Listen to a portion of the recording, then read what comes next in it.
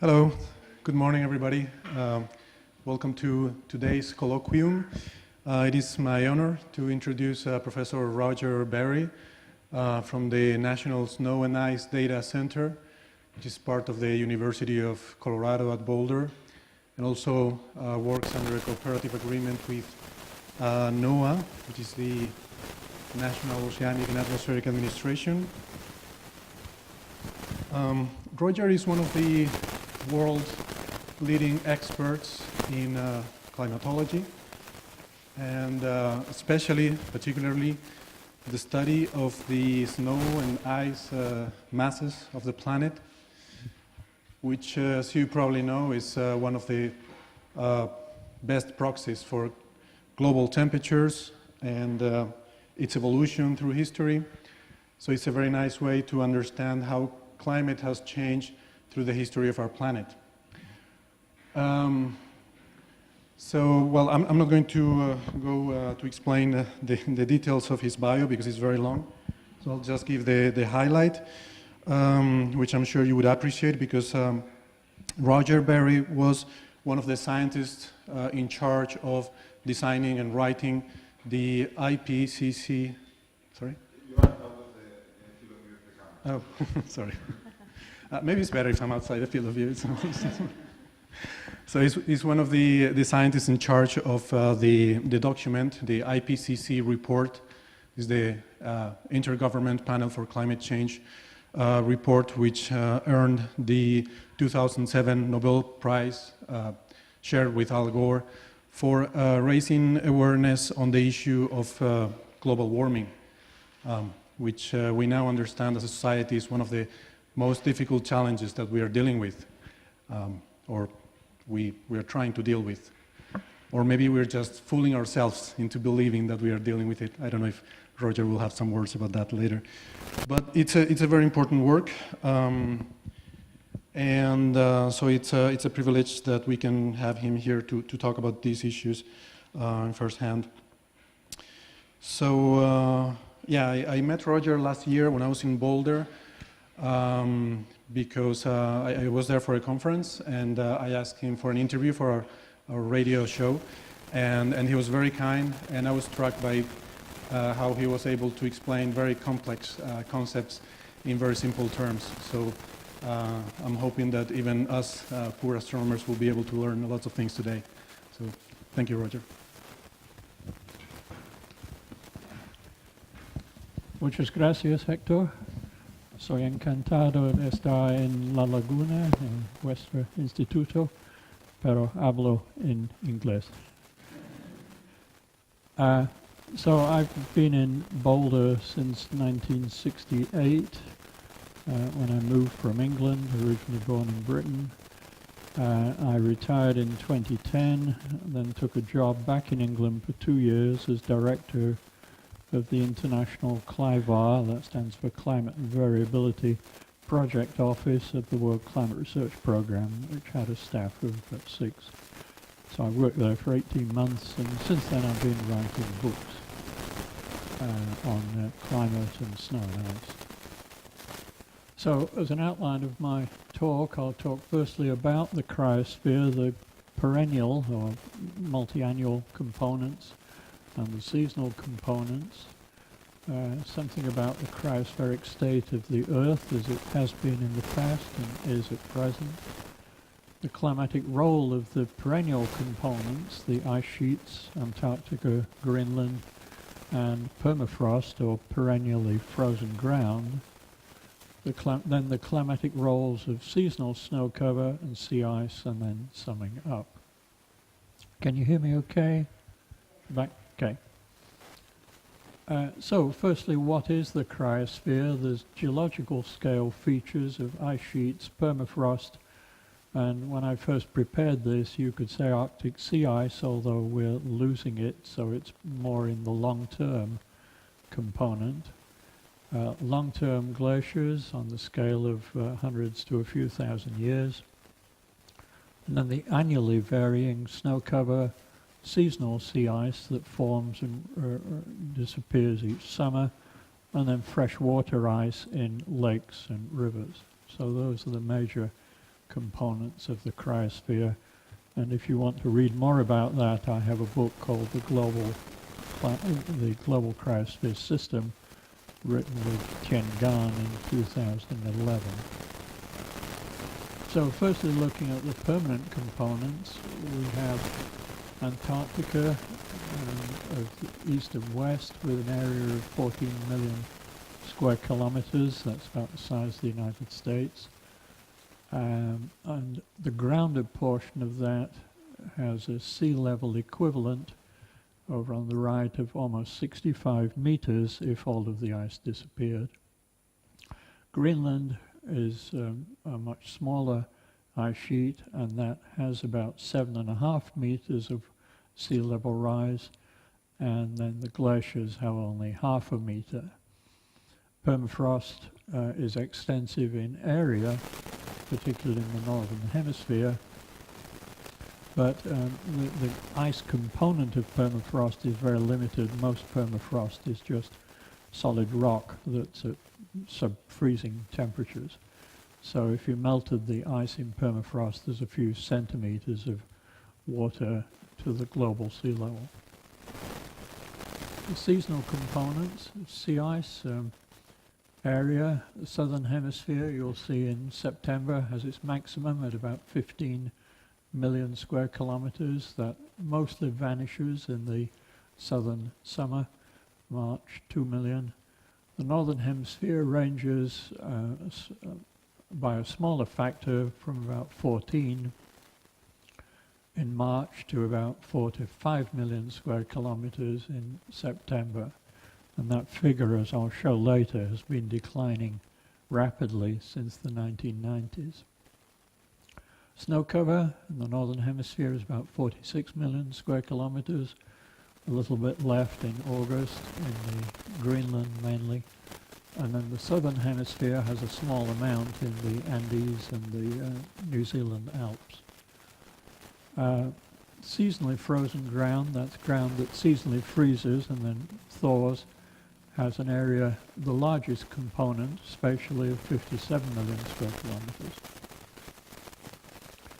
So now looking at the Antarctic, this transect at the bottom runs from the Weddell Sea to the pole and then across to the coast. And you can see that the two components of the ice sheet are totally different. In the larger East Antarctic ice sheet, it's very thick and it's mostly on solid ground, whereas the West Antarctic ice sheet is up to a kilometer below sea level, and it's held in place by grounding lines, pinning points, where the bedrock rises and there is an ice shelf that's holding the ice sheet in place. And that is a major concern for the next few centuries of those grounding lines retreating and then exposing all that underwater ice and allowing it to carve rapidly into the ocean. In the Northern Hemisphere, the polar view, the blue is sea ice, and the white, the colours are rather hard to separate, but the white is snow cover, which, as I showed, is the most extensive component. Talking about the phase changes between gas, liquid, and solid, the evaporation condensation changes evolve about 2,500 joules of energy per gram, either absorbed or released, whereas the melt freezing processes only need about 334 joules per gram. There is the possibility of sublimation, that is when ice goes directly to vapor, but it requires 2,800 joules per gram, so it's much less likely to happen than melt. Nevertheless, in Colorado and Wyoming, where the air is very dry, temperatures are high, there can be sublimation off the snowpack, and particularly on the prairies when the snow is blowing, then it may sublimate directly into the atmosphere. This is a time scale from the Archean, 4.5 million years ago at the bottom up to the present. And over on the right, you can see the periods in the past when there have been major ice ages. So in the Proterozoic, there were 3, and one of those, at least the last one around 500 million years ago, was the period known as Snowball Earth, when most of the Earth was covered in ice. Another period in the Ordovician Silurian, about 400 million years ago. Then a longer period in the Carboniferous Permian, 300 so million years ago. And then the last one, which we're still in, which began heavily in the Antarctic about 15 million years ago. Its origins have recently been dated back to 30 or 40 million years ago in both the Antarctic and the sea ice in the Arctic, based on sediments on the Lomonosov Ridge. In between, there are periods without ice, particularly the Cretaceous age of dinosaurs, when there was probably no ice anywhere on Earth. This is just a summary of the major possible states. So we have on the left Snowball Earth with maximum ice cover during the Proterozoic glaciations. And then we have extensive ice with polar tropical ice sheets in the Ordovician, Permocarboniferous. We have polar ice sheets in the Cenozoic, which is the present state. And down at the bottom, you can see there are about 20 glacial cycles spanning 100,000 years after 0.8 million years ago, MAs million years ago, KAs 1,000 years ago. And then limited ice in the interglacial periods, the last interglacial and the present interglacial. Then I had on this originally a unipolar state with just an Antarctic ice sheet, which appeared to be the case during the Eocene-Pliocene 20 to 4 million years ago, but now we've found evidence of sea ice in the Arctic. It may be that there is really no phase, at least in the recorded history, of a unipolar ice state. And then the Cretaceous is ice-free. So those are the different states of ice cover. Looking at the roles of the cryosphere in the climate system in general, the first one is ice albedo positive feedback, which I'll explain in a few moments. There are then lags of 1 to 6 months introduced into the hydrological cycle by precipitation falling as snow and remaining in the snowpack for 1 to 6 months in the mountain areas and then melting in the summer. There is the seasonal insulation of snow cover on land, protecting the land from cooling, and on sea ice on the ocean, cutting off heat and moisture fluxes to the atmosphere. There is the role of the cryospheric margins in development and steering of synoptic weather systems, lows and high pressure systems around the margins. There is the sea ice role in ocean salinity and vertical circulation, thermohaline circulation, and then land ice melt contributing to global sea level. This just shows the complexity of the different interactions. On the bottom you have frozen ground and permafrost, snow cover, glaciers and ice sheets, river and lake ice and sea ice. And then on the top the 3 major systems, the land system, the atmosphere system and the ocean, and you can see their interactions between each of those. So this makes the cryosphere a very complex phenomenon to study. And in the past, it's largely evolved through independent disciplines, such as snow cover and hydrology, permafrost, there's a permafrost association, river and lake ice separately, glaciers separate, ice sheets separate, and sea ice separate. But about 7 or 8 years ago, I was involved in helping establish the International Cryosphere Association, IAC, International Association of Cryospheric Science, as part of the IUGG system. So there is now a series of meetings that the International Association holds every 4 years. Cryosphere climate interactions in the perennial cryosphere.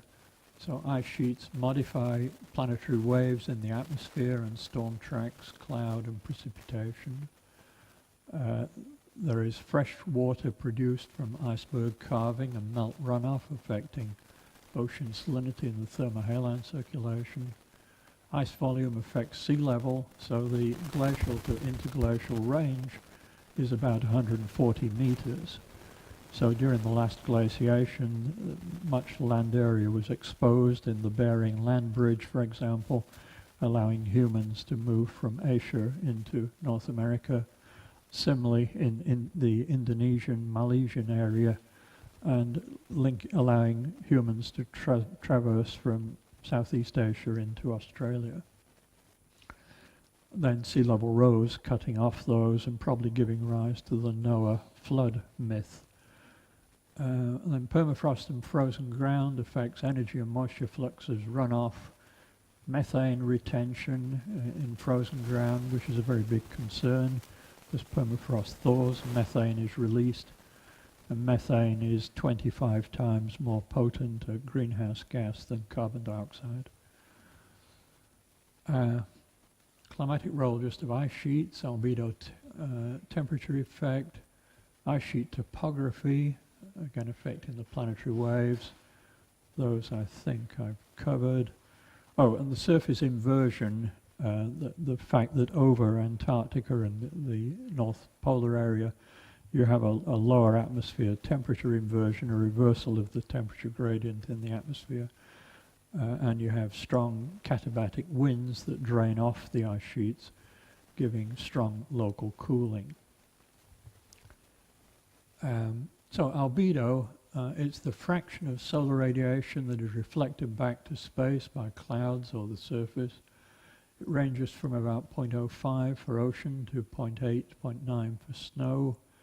Land has a typical value of about 0.1 to 0.3, clouds 0.4 to 0.6, and planetary albedo is 0.3. I usually ask my students to guess the albedo of the moon, and they think it's brighter than the Earth. In fact, the moon, just being rock, has an albedo of about 8%, whereas the Earth, because of its cloud cover, has an albedo of 30%. So this shows the role of albedo and snow, polar ice cover. So if the ice cover expands, then there is an increase in reflection and then a cooling of the surface that leads to less outgoing long wave, and we get then a cycle giving rise to net positive feedback, so that as warming occurs, ice shrinks, land is exposed, there's more warming, so the temperature rises further, and the opposite when a glacier or snow cover expands. Now looking at the climate of the ice sheets, on the left, Antarctica in January, it's summer season. Temperatures are still minus 30, minus 40, which is what you find in Greenland in the winter season. In the Antarctic, in its winter, temperatures are minus 60, minus 70 Kelvin. And in Greenland, in its summer, they're about 10, minus 10. Most of this effect is due to the albedo, not due to the topography. This shows the accumulation over the Antarctic. It's in the desert area of East Antarctic. It's only about 5 centimeters, 50 millimeters. And the wetter areas are along the western Antarctica and the Antarctic Peninsula, where there's maybe about 100 to 200 centimeters. This shows the steering effect. This is a model experiment, and the shaded area, the oval, is the Laurentide ice sheet that covered North America 20 million years ago, and the dark tracks are the storm tracks. So the ice sheet presence forced a splitting of the current westerly storm track. You can see then they join over the Atlantic and move into Europe and over Scandinavia. So this illustrates in a model experiment the way that the ice sheet topography interfered with the movement of storm tracks around the Northern Hemisphere. Some research questions. What is the threshold size for an albedo effect and the dynamic effect of ice caps on the atmosphere? The stability of ice shelves, I'll talk more about that. Iceberg carving controls, the relation of ice elevation changes to mass balance and climate. So as the ice sheet grows, it changes the mass balance of the ice sheet, tending to starve it in the middle, as you saw the desert area over the high East Antarctic plateau. And then the relation of accumulation and air temperature to elevation and distance inland as precipitation is rained or snowed out over the margins. The astronomical effect on the climate system, which I'll talk about, and when did Greenland, the ice sheet Greenland form? That's currently thought to be about 7 million years ago, and then strengthening about 5 million years ago, but it's not well dated. So this shows time running from the right, 1 million years ago, to the present on the left, and this is showing a record of the volume of ice in the global system, and over the last 800,000 years, so from 0.8 million years ago, there are about 8 100,000-year cycles relating to the Milankovitch orbital effect. There are 3 orbital effects that Milankovitch identified: precession, which has a time scale of about 23,000 years related to the seasons, the obliquity or tilt of the Earth axis, which has a 41,000 year period, and then the change in orbital eccentricity, which has a 100,000 year period. The problem we have is that the obliquity and the precession have relatively strong impacts on solar radiation receipts, but the orbital effect is very small.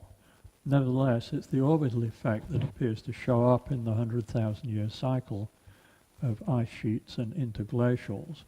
And this has remained somewhat of a mystery. There was a very recent paper this year suggesting that the 100,000-year signature is a combination of 4 to 5 precession cycles, averaging out at about 100,000 years, but that is just one paper based on stalagmites in a cave in China. I think it was published in Nature. And you can see the sea level change. It's 130 meters, so when the spike is high, as it was, is at present at the end, or at 110,000 years ago, 130,000 years ago, in the last interglacial, and then you drop into the full glacial at 20,000 years ago. So you can see this sawtooth shape pattern repeating. Prior to 800,000 years ago, the precession cycles are dominant. So the 40,000 year cycles dominate way back into the greater than 1 million years ago. This shows the ice flow in the darker colors, where it's faster in the Ross Sea ice shelf and in the Weddell Sea at the top, the darker colors, and the rest of the ice is moving very, very slowly, except along the west Antarctic coast in the Thwaites Glacier and the Pine Island glaciers, which are retreating quite rapidly and inputting large amounts of ice into the ocean. So the ice shelves have a major importance in buttressing the ice sheet. So you can see there's a grounding line where the ice is pinned and held, and beyond that there's an ice shelf out floating on the ocean that may be up to 300 meters thick, and that ice shelf is holding back the ice stream that would otherwise flow freely into the ocean. So the stability of ice shelves, their carving, is a major concern in trying to model ice sheet behavior and therefore climate change on century timescales. Just to show a major break off of an ice sheet, the B9 off the Ross Ice Shelf in October 1987. You can see on the left a fracture line developed, and then the ice sheet breaks off and moves out. This was about the size of the state of Delaware. So it was an enormous iceberg, and they drift out and then slowly break up and input water into the ocean. This, however, is not related to climate change. It is a fracturing process that is due to the ice dynamics. On the other hand, on the Antarctic Peninsula, the ice shelves there have been retreating for about the last 50 years at least. And this shows some of the ones that have been lost. The Larsen, which is at the northeast side of the peninsula, the Wilkins ice shelf further south, and those are disintegrating at a relatively rapid rate due in this case to surface melt bonds or soaked snow. So that is a warming effect on the ice shelf. And the Larsen, this was it in January 2002. You can see the ice shelf, and a month later it had totally broken up. And this very rapid breakup is related to the ponding of water on the ice shelf and then it wedging through the ice and breaking it up. Turning to Greenland, the Greenland ice sheet warms in summer around the edges, the purple colors. And these show 1982 and 2002 at the right. And this is mapped from passive microwave data, and it's showing the gradual rise with intraannual variability. And you might notice that 1991 had a minimum melt, and that was the year of the Pinatubo volcanic eruption. So aerosols cooled the climate. However, in 2012, the left is the average, the pink you can see around, and in 2012 the whole ice sheet was affected by melt for at least a few days, which was a unique observation. This is showing the ice sheet mass changes from the GRACE satellite. That's a gravity, I think it's gravity and climate experiment. There are two satellites going around in tandem, and they measure the change in gravity, and so they can measure the change in mass due to ice sheet loss or water. They measure aquifers also. So you can see the blue areas where GRACE shows a loss of 230 gigatons per year. 360 gigatons is a millimeter of sea level. So that's giving rise to about 3/4 of a millimeter of sea level per year from Greenland. And Antarctica is less, it's about 140, and it's mainly in the West Antarctic and the Antarctic Peninsula. Nevertheless, those rates are changing. This shows the trend over time. Acceleration from 2002 to 2008, over 30 gigatons per year, and in the Antarctic, over the same period, about the same, 26 gigatons per year. So that the mass loss of both ice sheets is accelerating over the present time, and they account for about half of the total sea level rise. Sea level rise is made up of thermal expansion due to warming of the ocean. That accounts for about half of it. The other half is ice, particularly ice sheets, but also at the current time glaciers are about 30% of the total. This shows a model calculation of the effect of Greenland melt on the thermohaline circulation from 1970 to 2090. The pink upper curve is with the current control conditions, and the blue curve is putting a cold water layer over the North Atlantic, and it shuts down the thermohaline circulation, giving to a collapse, which, if it happened, would have disastrous consequences for the whole climate of the Atlantic region and Europe. This is now looking at the extent of perennial and seasonally frozen ground. The dark colour is permanently frozen ground.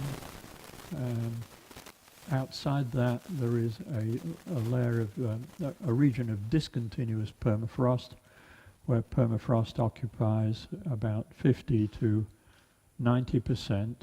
The continuous permafrost is 90% of the ground or more. And then further south, there are sporadic areas in mountains and in the Tibet Plateau. And then there's the red is intermittently frozen ground around the margins. So that total is a significant part of the Northern Hemisphere. And this map on the right shows the present boundary over Eastern Asia in red, and then a calculated model simulation for 2070. I think it's in blue if I've got those colours right.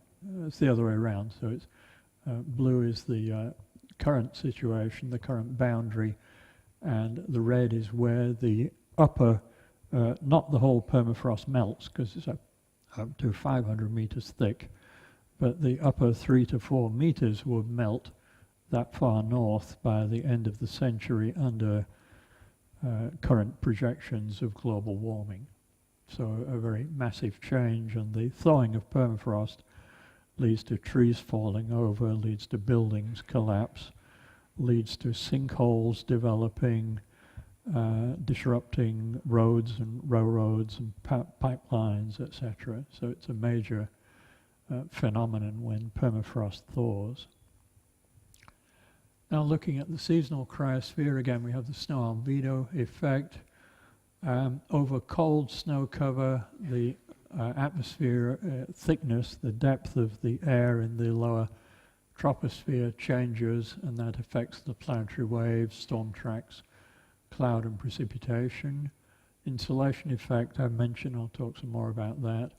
The time delay, sea ice growth and decay, export affects ocean salinity. And then seasonally frozen ground affects heat and moisture and gas fluxes, runoff, and also plant growth.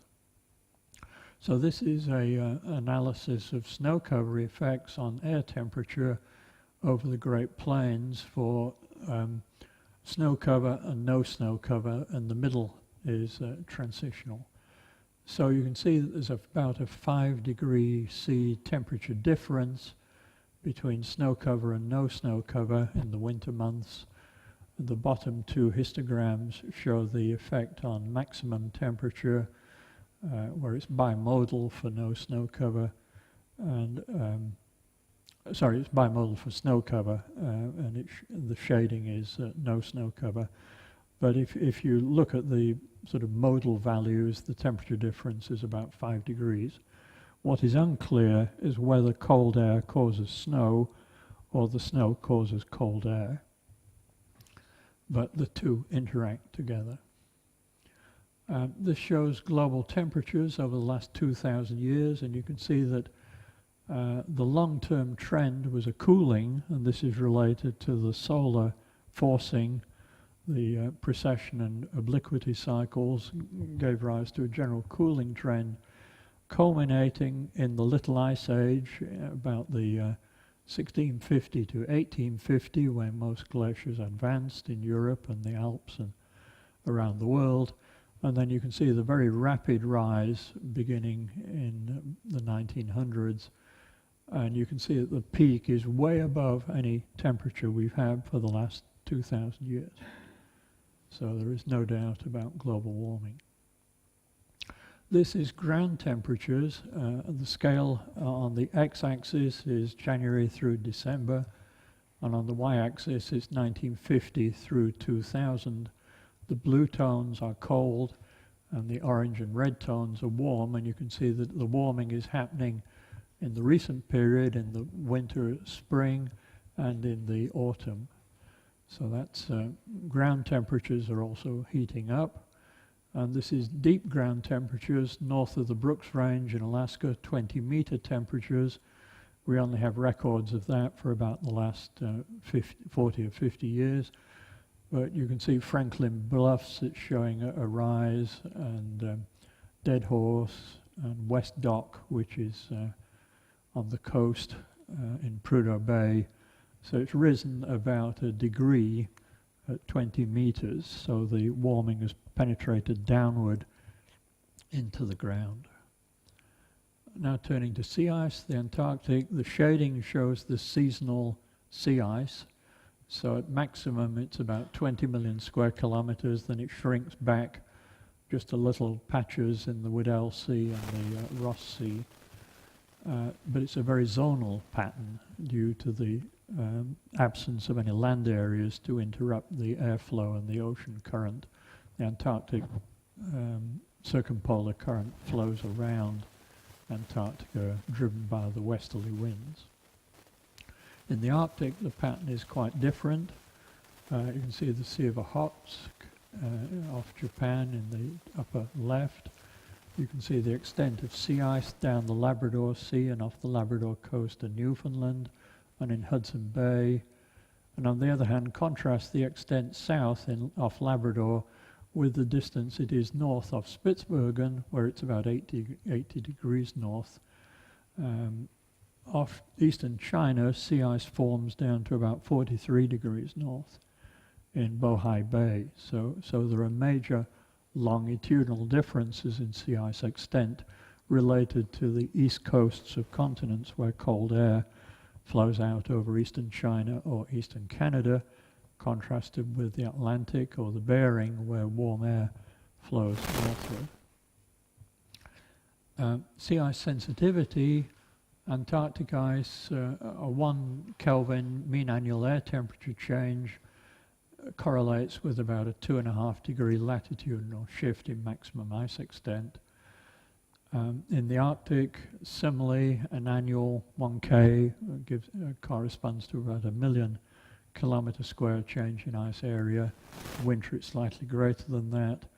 In the Nordic seas, it's similar values. So roughly a 1 degree Kelvin warming leads to a loss of about 1 million kilometres squared in sea ice. This shows a deep cyclone in the summer. There are deep low pressure systems that may cover the Arctic for about a month. The arrows are the ice movement, not to scale, but showing the relative ice drift, and it's to the see, the arrow is going that way around, so it's scaling to the right of the wind direction due to the Ekman effect. And rather hard to see, but in the passive microwave data, there's an area of low ice concentration where the winds and the ice are diverging over the Beaufort Sea north of Alaska. That was an average, no, sorry, that's a particular case in September 1980. And the pressure map and the winds are for August 1980. This circulation reverses the mean motion of the ocean and the ice in the Arctic, which is the opposite direction, due to the presence of a Beaufort Sea high pressure that drives the ice in a clockwise sense. When the cyclone is present, the air and the ice move anti-counterclockwise. This shows the ice extent on the right in 2005 and on the left in 2007, and the purple line is the average minimum in the summer from 1970s, 1990s through to the present day. So you can see that there's a big shrinkage. 2007 was a record ice minimum up to that time due to a high pressure system over over the western Arctic, giving clear skies and southerly winds. So you had a positive temperature anomaly of about 1 degree 2 Kelvin, and that led to melting of the ice in that area. If I just go back, so you can see that it's in the north of the Bering Strait that the ice is largely missing. And then in 2012 we got the record minimum, September, 3.6 million square kilometers, I said at the very beginning the average summer ice is about 4 to 5 million, but in the 1960s, 70s, 80s it was 7 to 8 million. So there's already been a loss of about half of the ice cover. And the last year, 2015 and 16, were within a few 100,000 square kilometers of that minimum, as I'll show you in a moment. So this shows the trend in March at the top from 1979 to the present. So there's been a decrease even in the winter ice, dropping about 2.5% per decade. But if you look at September, you can see the big minimas of 2007, 2012, and the loss has been about 13% per decade in September. So it was level early in the period, and then it's begun a very rapid, catastrophic loss. One of the factors is the ice is getting younger and thinner, so the ice is exported via Fram Strait between Iceland and Greenland, driven by the transpolar drift stream that comes from Siberia. And so the older ice, that formerly the Arctic ice was about 60% multi-year and about 40% first-year ice that reformed each year. Now those figures are reversed. It's about 60% first-year ice, 40% multi-year ice. And whereas the multi-year used to be 5 to 8 to 10 years old, now it's 2 to 3 to 4 years old. So it easily melts. This is a model simulation. The dark colors are the observed data, and then the lines are an ensemble of 20 IPCC models projecting that by the late part of the century, all of them show an absence of summer, September sea ice extent. But note that the observed minimum is already 20 years ahead of the model projections. So the models are not picking up everything and doing it correctly, and it's a question mark.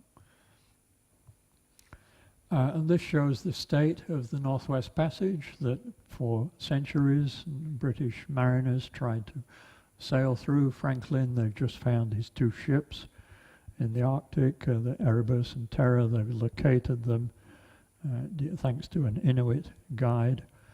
But this shows that the Northwest Passage is clear as of this August, so we can expect to see cruise ships going through there. They already have, but on a regular basis, and oil tankers, etc. And within the main Arctic, the same thing is happening with the Northeast Passage along the Siberian coast, so that we can again expect a great increase in shipping over the pole for the summer months, and oil and gas exploration, which will further raise the global temperature. So I think that's, concluding remarks. So the primary role of the cryosphere is in ice albedo feedback. Ice sheet topography has a big effect on atmospheric planetary waves and cyclone steering. Snow and ice has a thermal effect on atmospheric thickness and cyclone steering. Also modifies the hydrological cycle on seasonal to geologic timescales, sea level. Snow and ice cover insulates the surface, cutting off turbulent heat fluxes, especially moisture flux. And frozen ground locks up methane. And all cryospheric components are now changing very rapidly up to the 1980s. The main interest was in shrinking glaciers, because the ice sheets appeared to be stable. Arctic sea ice was stable, Antarctic sea ice was stable, frozen ground was stable. But over the last 25 or 30 years, we've seen these rapid, very rapid and surprising changes in each of the components. So that's the book if you want to look at anything further reading. I wrote that on a Humboldt in Munich in 2011. Tien Gan is a engineering snow hydrologist in Alberta.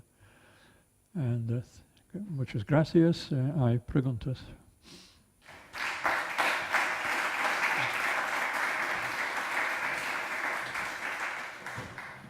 So, Roger, thank you very much for this very interesting talk. Any questions? Hi, I have a question about the asymmetry in temperature between the northern and southern hemispheres. You mentioned that during the unipolar periods we had ice on the south pole, but not the north, never the opposite.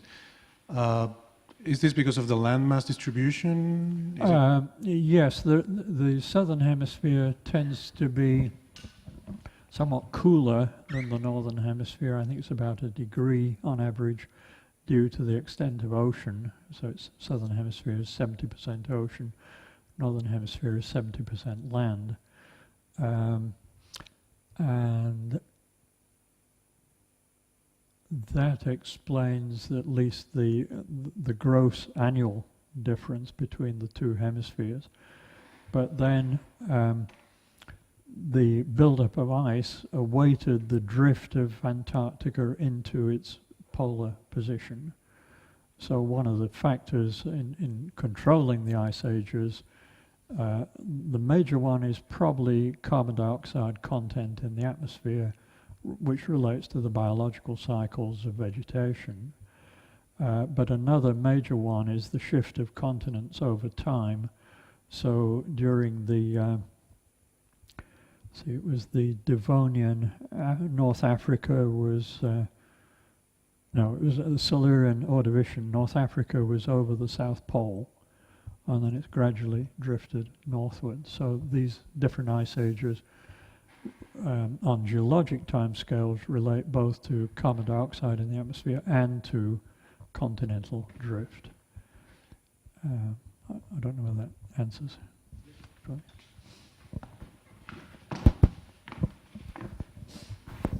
I have a couple of questions. The first is, since you are an expert that has been at the IPCC, have you noticed a political interest in the countries that are bordering the Arctic, let's say, not to avoid climatic change?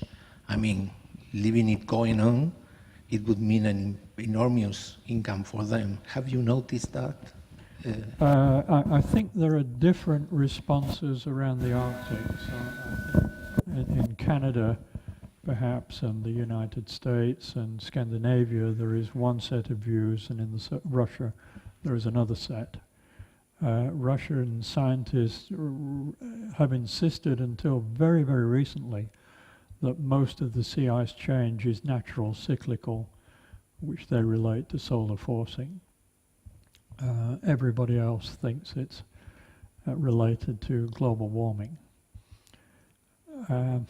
So this probably plays into their political economic decisions in terms of oil and gas. And of course, since their economy is heavily dependent on oil and gas, they're going to go after it regardless. And then the second is political. Since you are British, do you think that the Brexit is connected to climatic change due to the flux of populations from the other side of the Mediterranean to Europe?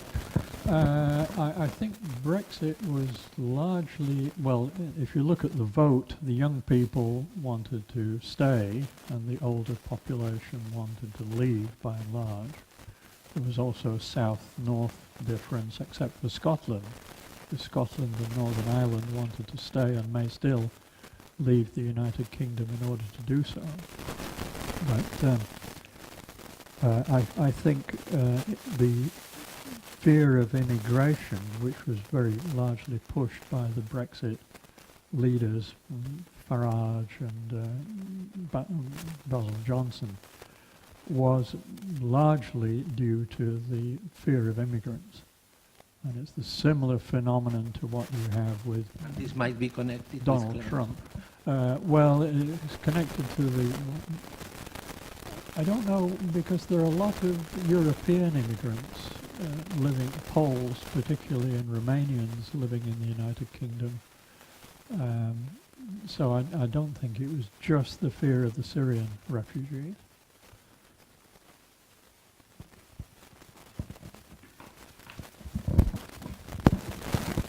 the one of the last slides that you showed, where clearly you see that the models don't fit the Right. observation. So, Right. what is your opinion? Which is the new ingredients that should have to be added in the models in order to account for the observed numbers? Yeah. I've asked this of some of the modelers. We had Amanda Lynch visiting NSIDC last year, and the general argument is that there is a sort of range of variability. You can see the big range looking outwards that all those models give somewhat different answers. And they try to assess the model differences based on how well the models reproduce the present sea ice, how well they capture the seasonal variations, how well they capture the trend.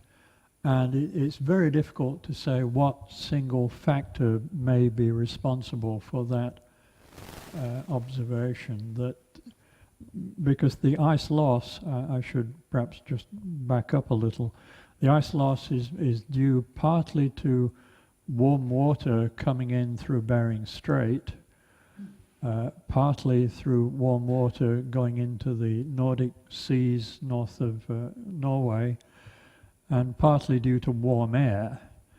And there have been some recent attempts to attribute the ice loss to those different components. And I don't remember the percentages. I could dig out the reference and send it to you if you're interested. But it's not yet fully understood why the models... and of course the other thing that is different is the treatment of the ocean, how deep the ocean goes in the model. Some simply use a slab ocean, some use a fully coupled dynamic ocean. So it's a very complex area of investigation.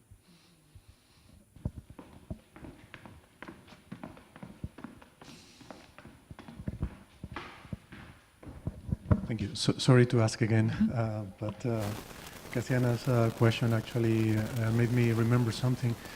I remember seeing some posts in social networks maybe years ago showing a similar plot to this about the temperature, global temperature. It was kind of the reverse plot, but showing also that the global temperature was not, the evolution in the last years was not what the models were expecting. Some deniers were using this as an argument that, well, scientists have no idea what they're doing, so it's temperature is not going. But seeing this, I'm wondering if maybe there's a coupling between global temperature and how much energy is being absorbed by the ice. So maybe what I'm saying is that maybe the models are not capturing very well the temperature increase because some of that is going into melting ice, and that's not fully accounted for. That's part of the question. And the other part is how realistic, you just mentioned that there's approximations on the ocean thickness.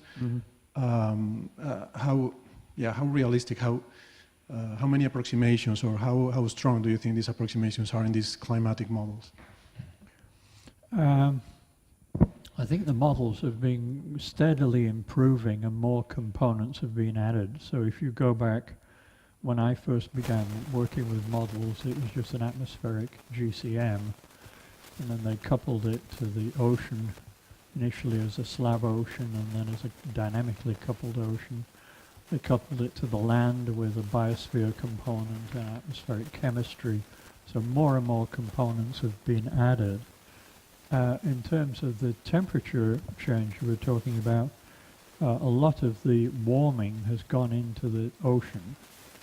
And in the deep ocean, we don't have good measurements. I think the deepest measurement is off the Bahamas, and it goes back to about the 1930s, and it's at maybe 2,000 meters. And that's the deepest long-term record we have. So the warming we can measure up down to 500, 700 meters, but how much is going into the abyssal deep ocean is very hard to say.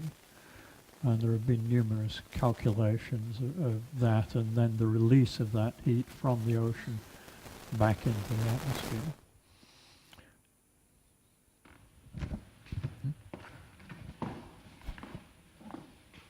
Yeah.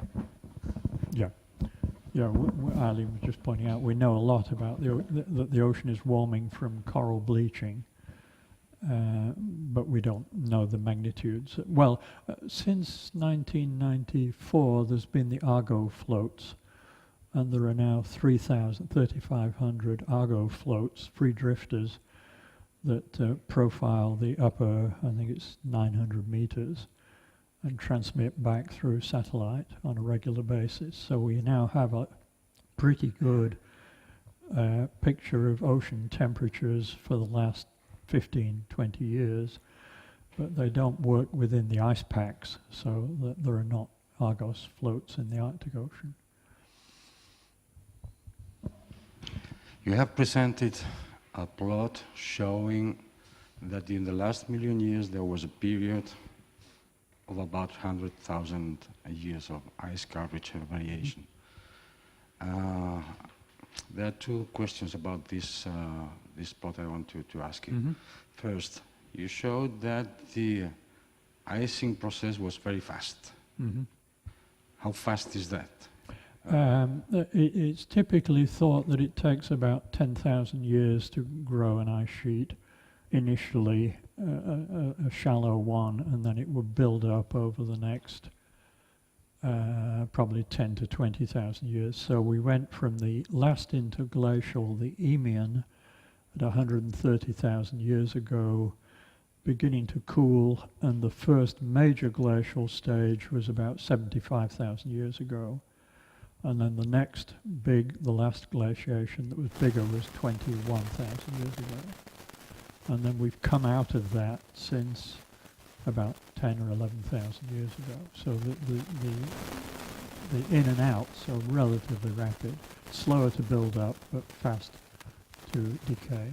Okay. And the second question is related to what's the driving mechanism that produces the slow heating? One would, I think, naively that icing is a runaway process in the sense that more ice means a larger albedo produces more ice, then more ice produces a larger albedo, and then this produces a continuous cooling. Right. How does one change the tendency? How does one change the tendency? How would how do you go from that to... Yeah. Well, when you get to the stage of the Laurentide ice sheet, which was 3 to 4 kilometers thick and covering most of North America, then the interior begins to starve, so there's a loss of accumulation. But also the climate mode has shifted into warmer summers, so then there's an acceleration of the melt. So the Laurentide was at its maximum about 21,000 years ago. It had largely gone over North America by 10 to 12,000 years ago, Scandinavia similarly. But the final portions didn't decay until about 7,000 years ago in North America. And the last remnant is still on Baffin Island. The Barnes ice cap it has glacial age ice in the base of it.